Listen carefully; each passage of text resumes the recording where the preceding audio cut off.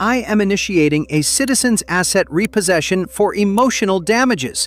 You are weaponizing the dirt against me, and I am impounding this machine." That was the exact moment an entitled wellness guru tried to steal my $2,000 RC truck using fake podcast laws. Let's just say her spiritual domain didn't protect her from a headfirst dive into a literal swamp.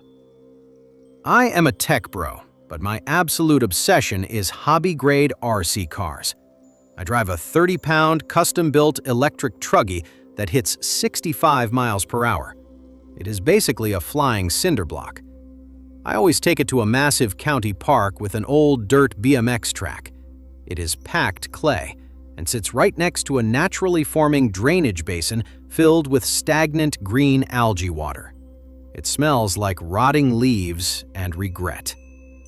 It was a beautiful Saturday. I was standing on the wooden driver's stand, hitting jumps, completely in my zone. Enter the delusional wellness queen. Marching down the path is a woman in an immaculate, blindingly white designer athletic outfit, carrying a velvet yoga mat and a brass singing bowl. The park has acres of soft grass, but logically, she unrolls her mat directly across the landing zone of our biggest dirt jump, a completely blind landing. I leaned over the rail. "Hey, you cannot sit there. It is a blind landing zone. It is super dangerous." She glared up at me, marched over, and let the pure entitlement leak out. "Excuse me? I am curating a space of profound terrestrial healing. Under the international law of spiritual eminent domain, this plot of earth is now a protected wellness sanctuary." The international law of spiritual eminent domain. She literally mashed together podcast words to squat on a dirt track. "Yeah, that is not real," I said. "This is a public park. I am going back to driving." I hit the throttle. My truck launched, kicking up dry dust. I stayed far away, but the noise alone enraged her. "Stop that! The electromagnetic frequencies are scrambling my chakras! You are committing biological assault! You are weaponizing the dirt against me!" Weaponizing the dirt? I completely ignored her. But Karen could not handle that. She stomped right into the active track, holding her hand out like a traffic cop.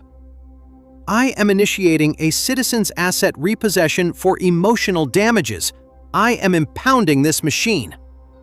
My truck was barreling toward her at 40 miles an hour. I slammed the brakes. It skidded to a halt 5 feet from her pristine sneakers. She smirked, actually believing her hand motion stopped it.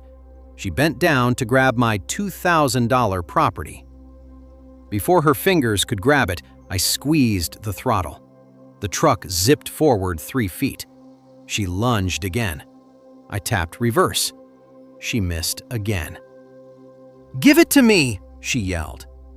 And so began a hilarious game of keep-away. She started sprinting after it.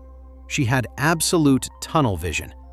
I was steering my truck along the outer edge of the track, right next to the steep drainage ditch. Karen decided to cut the angle. She sprinted diagonally across a small embankment to catch the truck, but she stepped right onto the downward-sloping edge of the ditch, which was hiding slick, wet clay. She planted her white sneaker firmly to push off. The friction dropped to 0. Her foot shot forward like an ice skater. For one glorious second, she was hovering parallel to the earth. Thud. She slammed down hard on her back. The embankment acted like a slip and slide. She tobogganed down the hill head first, letting out a horrific scream. And at the bottom, the green algae basin. Splash! She hit the stagnant pond water like a torpedo, plunging in waist deep.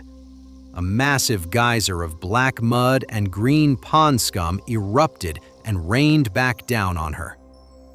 The park went dead silent, except for the squelching mud. Her spiritual eminent domain had not suspended the laws of physics.